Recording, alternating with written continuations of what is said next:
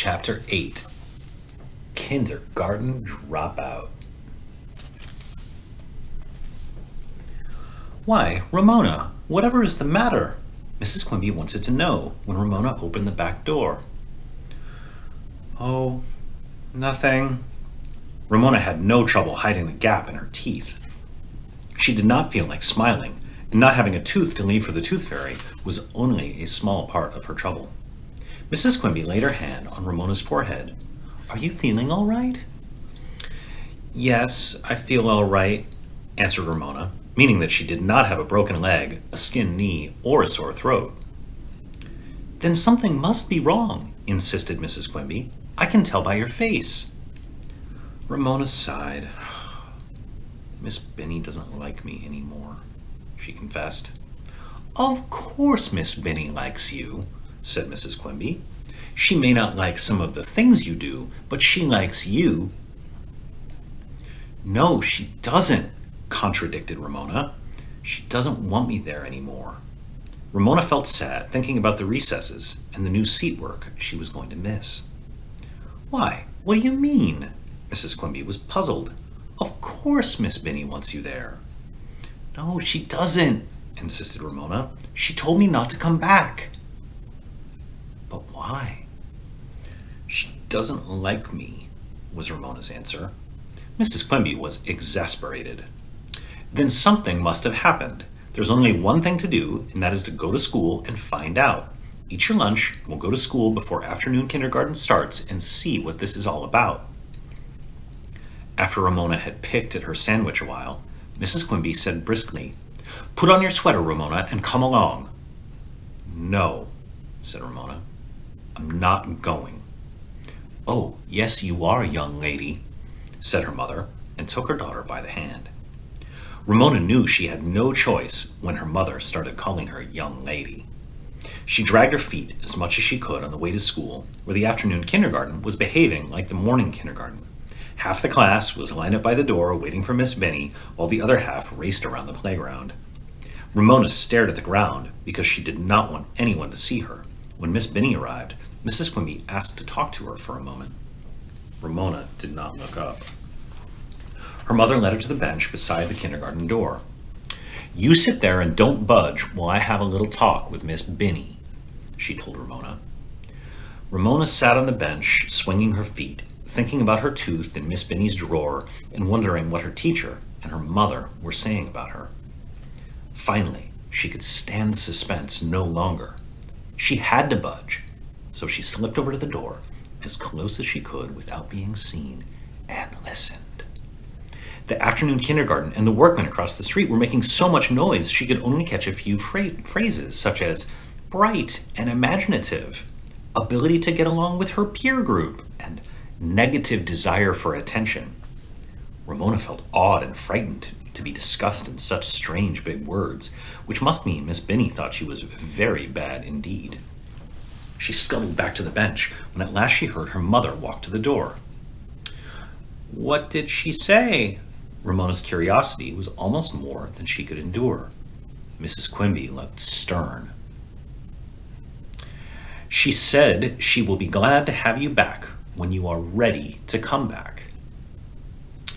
Then I'm not going back, announced Ramona. She would never go to kindergarten at all if her teacher did not like her. Never. Oh, yes, you are, said Mrs. Quimby wearily. Ramona knew better. Thus began a difficult time in the Quimby household. But Ramona, you have to go to kindergarten, protested Beezus when she came home from school that afternoon. Everybody goes to kindergarten. I don't, said Ramona. I used to, but I don't now. When Mr. Quimby came home from work, Mrs. Quimby took him aside and talked quietly to him. Ramona was not fooled for a minute. She knew exactly what those whispers were about. Well, Ramona, suppose you tell me all about what went on at school today, said Mr. Quimby with that false cheerfulness grown-ups use when they're trying to persuade children to tell them something they don't want to tell. Ramona, who longed to run to her father and show him where her tooth used to be, thought a while before she said, We guessed what Miss Benny had in a paper bag that began with a T, and Davy guessed caterpillars. And what else happened? Asked Mr. Quimby, all set to be patient. Ramona could not tell her father about her tooth. She was not going to tell about pulling Susan's curls. Nothing much was left to talk about. We learned tea, she said at last. Mr. Quimby gave his daughter a long look, but said nothing. After dinner, Beezus talked to Mary Jane on the telephone, and Ramona heard her say, "Guess what? Ramona is a kindergarten dropout." She seemed to think this remark was very funny because she giggled into the telephone. Ramona was not amused. Later, Beezus settled down to read a book while Ramona got out her crayons and some paper. "Beezus, you don't have a very good light for reading," said Mrs. Quimby. She added as she always did, "You only have one pair of eyes, you know." Here was an opportunity for Ramona to show off her new kindergarten knowledge. "Why don't you turn on the donzer?" she asked, proud of her new word. Beezus looked up from her book. "What are you talking about?" she asked Ramona. "What's a donzer?" Ramona was scornful. "Silly. Everybody knows what a donzer is." "I don't," said Mr. Quimby, who had been reading the evening paper. "What is a donzer?" "A lamp," said Ramona. "It gives a lee light. We sing about it every morning in kindergarten." A puzzled silence fell over the room until Beezus suddenly shouted with laughter. She means," she gasped, "the Star-Spangled Banner." Her laughter dwindled to giggles. "She means the dawn's early light." She pronounced each word with exaggerated distinctness, and then she began to laugh again.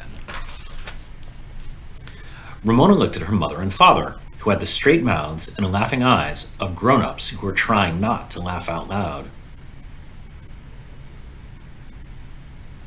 Beezus was right, and she was wrong. She was nothing but a girl who used to go to kindergarten, who got everything wrong and made everyone laugh. She was a stupid little sister. A dumb, stupid little sister who never did anything right.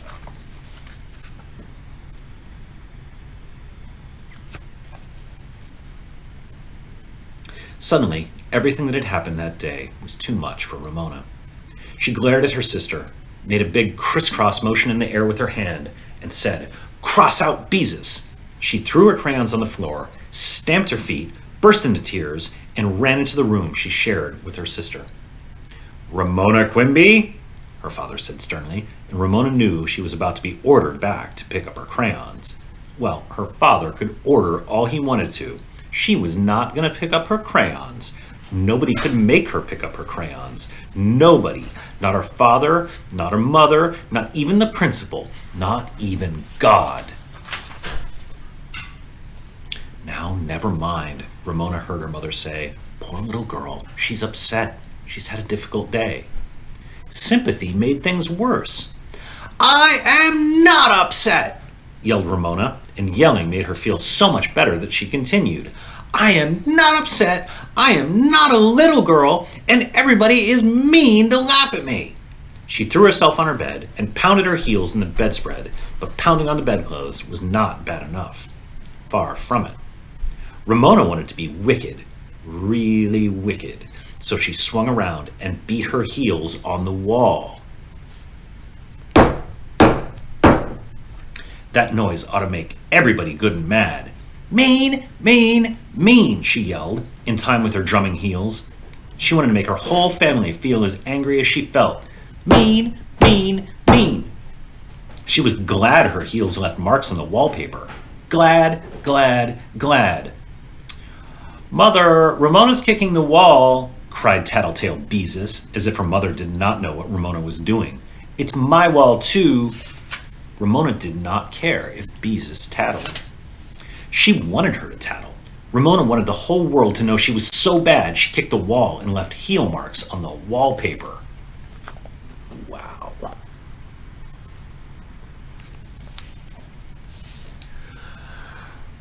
"Ramona, if you're going to do that, you had better take off your shoes." Mrs. Quimby's voice from the living room was tired but calm.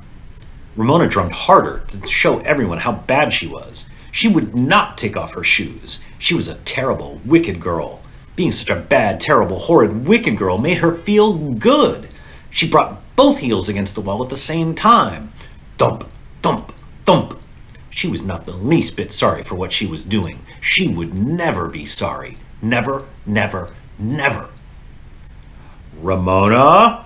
Mr. Quimby's voice held a warning note. "Do you want me to come in there?" Ramona paused and considered. Did she want her father to come in? No, she did not. Her father, her mother, nobody could understand how hard it was to be a little sister. She drummed her heels a few more times to prove that her spirit was not broken. She lay on her bed and thought wild, fierce thoughts until her mother came and silently helped her undress and get into bed. When the light had been turned out, Ramona felt so limp and tired that she soon fell asleep. After all, she had no reason to try to stay awake because the Tooth Fairy was not going to come to her house that night. The next morning, Mrs. Quimby walked into the girls' room and said briskly to Ramona, "Which dress do you want to wear to school today?"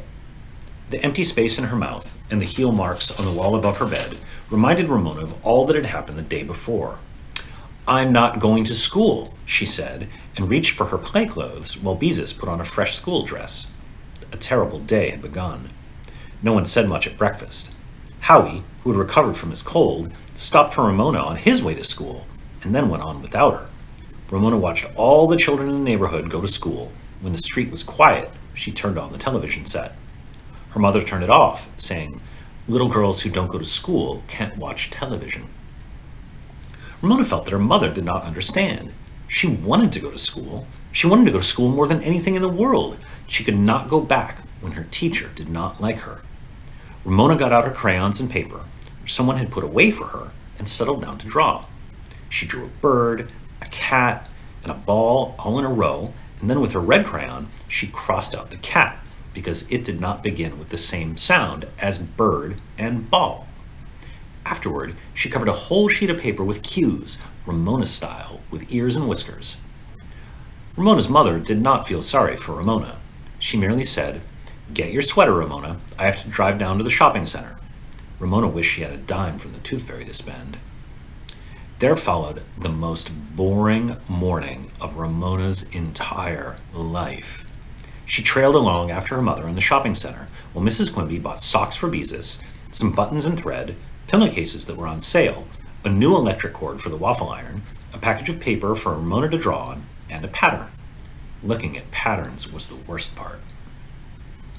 Ramona's mother seemed to sit for hours looking at pictures of boring dresses.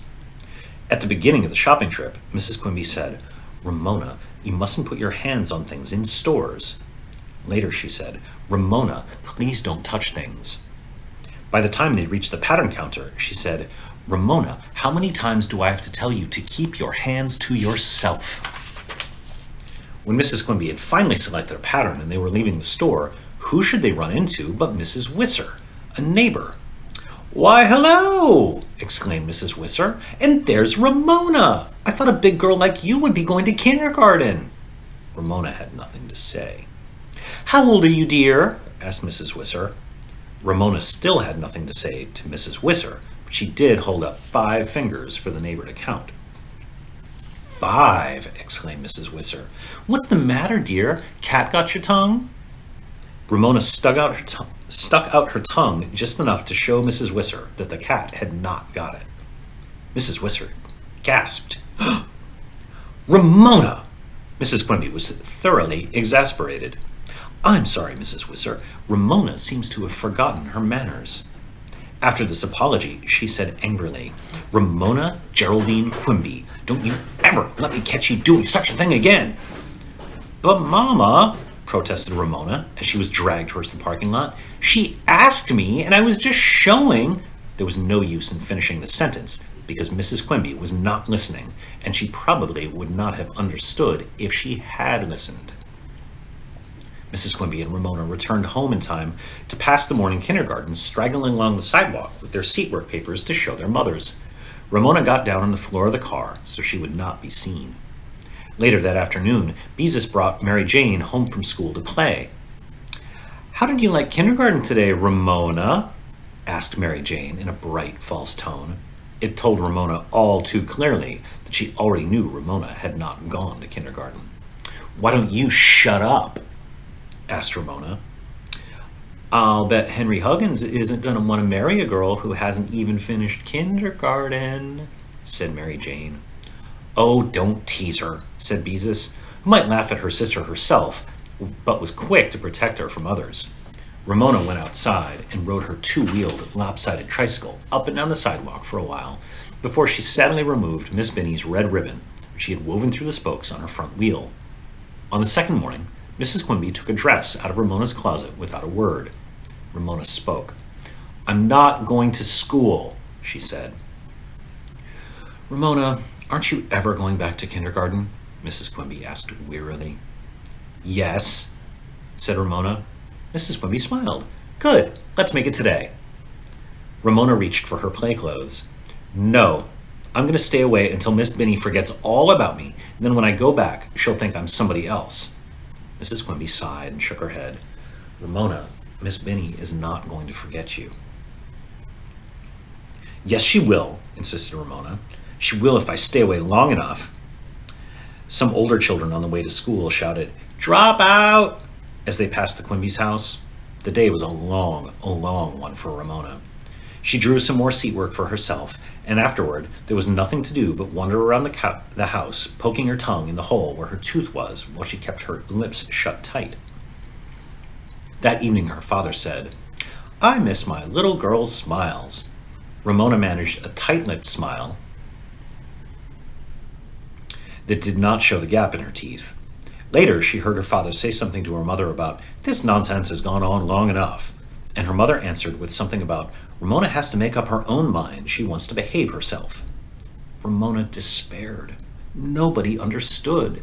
She wanted to behave herself. Except when banging her heels on the bedroom wall, she had always wanted to behave herself. Why couldn't people understand how she felt? She had only touched Susan's hair in the first place because it was so beautiful, and the last time, well, Susan had been so bossy, she deserved to have her hair pulled. Ramona soon discovered that other children in the neighborhood were fascinated by her predicament. "How come you get to stay out of school?" they asked. "Miss Binny doesn't want me," Ramona answered. "Did you have fun in kindergarten today?" Mary Jane asked each day, pretending she did not know Ramona had stayed home. Ramona, who was not fooled for an instant, disdained to answer. Henry Huggins was the one, quite unintentionally, who really frightened Ramona. One afternoon, when she was pedaling her lopsided two-wheeled tricycle up and down in front of her house, Henry came riding along the street delivering the journal. He paused with one foot on the curb in front of the Quimby's house while he rolled a paper. "Hi," said Henry. "That's quite a trike you're riding." "It isn't a trike," said Ramona with dignity. "This is my two-wheeler." Henry grinned and threw the paper onto the Quimby's front steps. "How come the truant officer doesn't make you go to school?" he asked. "What's a truant officer?" asked Ramona. "A man who gets after kids who don't go to school," was Henry's careless answer as he pedaled on down the street. A truant officer, Ramona decided, must be something like a dog catcher who sometimes comes to Glenwood School when there were too many dogs on the playground. He tried to lasso the dogs, and once when he did manage to catch an elderly, overweight basset hound, he shut the dog in the back of his truck and drove away with it. Ramona did not want any truant officer to catch her and drive away with her, so she put her lopsided, two-wheeled tricycle into the garage and went into the house and stayed there, looking out from behind the curtains at the other children and poking her tongue into the space where her tooth used to be. "Ramona, why do you keep making such faces?" asked Mrs. Quimby in that tired voice she had been using the last day or so. Ramona took the tongue out of the space. "I'm not making faces," she said. Pretty soon her grown-up tooth would come in without the tooth fairy paying a visit, and no one would ever know she had lost a tooth. She wondered what Miss Binny had done with her tooth. Thrown it away, most likely. The next morning, Ramona continued to draw rows of 3 pictures, circle 2, and cross out 1, but the morning was long and lonely. Ramona was so lonely, she even considered going back to kindergarten. Then she thought about Miss Binny, who did not like her anymore, and who might not be glad to see her. She decided she would have to wait much, much longer for Miss Binny to forget her. "When do you think Miss Binny will forget me?" Ramona asked her mother. Mrs. Quimby kissed the top of Ramona's head. I doubt if she will ever forget you, she said. Not ever, as long as she lives. The situation was hopeless. That noon, Ramona was not at all hungry when she sat down to soup, a sandwich, and some carrot sticks.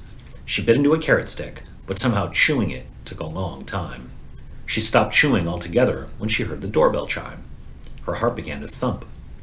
Maybe the truant officer had finally come to get her and carry her off in the back of a truck. Maybe she should run and hide. "Why, Howie," Ramona heard her mother say. Feeling that she had had a close call, she went on chewing away at the carrot stick. She was safe. It was only Howie.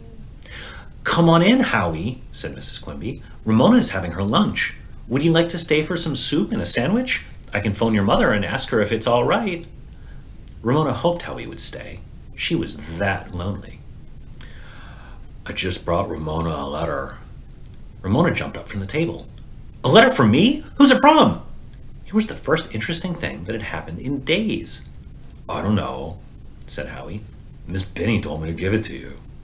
Ramona snatched the envelope from Howie, and sure enough, there was Ramona printed on the envelope.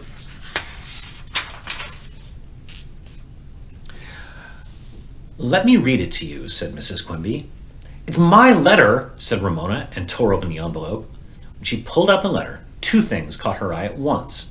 Her tooth, scotch taped to the top of the paper, and the first line, which Ramona could read because she knew how all letters began. "Dear Ramona Q," was followed by two lines of printing, which Ramona was not able to read. So here we've got Howie delivering an envelope, and here we have "Dear Ramona" and a Q made just the way Ramona likes to. "Mama!" cried Ramona, filled with joy. Miss Benny had not thrown away her tooth, and Miss Benny had drawn ears and whiskers on her Q. The teacher liked the way Ramona made Q, so she must like Ramona too. There was hope after all. "Why, Ramona," Mrs. Quimby was astonished. "You've lost a tooth. When did that happen?" "At school," said Ramona. "Here it is." She waved the letter at her mother, and then she studied it carefully, because she wanted so much to be able to read Miss Benny's words herself. It says, "Dear Ramona Q, here is your tooth. I hope the tooth fairy brings you $1. I miss you and want you to come back to kindergarten. Love and kisses, Miss Benny." Mrs. Quimby smiled and held out her hand. "Why don't you let me read the letter?" Ramona handed over the letter. Maybe the words did not say exactly what she had pretended to read, but she was sure they must mean the same. "Dear Ramona Q," began Mrs. Quimby, and she remarked, "Why, she makes her Q the same way you do." "Go on, Mama," urged Ramona, eager to hear what the letter really said. Mrs. Quimby read, "I am sorry I forgot to give you your tooth, but I'm sure the tooth fairy will understand. When are you coming back to kindergarten?" Ramona did not care if the tooth fairy understood or not. Miss Benny understood, and nothing else mattered. "Tomorrow, Mama," she cried. "I'm going to kindergarten tomorrow." "Good girl," said Mrs. Quimby, and hugged Ramona. "She can't," said matter-of-fact Howie. "Tomorrow's Saturday." Ramona gave Howie a look of pity. She said, "Please stay for lunch, Howie. It isn't tuna fish. It's peanut butter and jelly." What'd you think, friends? Did you have fun? I had a lot of fun reading it. There's lots more. There's more books about Ramona, books about Ramona's big sister Beezus. Do you remember Henry Huggins, the boy who helps her across the street and delivers the paper? There are books about Henry and Beezus and Henry's dog Ribsy, whom we met briefly in this book. It's a whole world of Klickitat Street, all by Beverly Cleary. And if you enjoyed Ramona the Pest, I'm sure you will enjoy those other books too. Miss you all.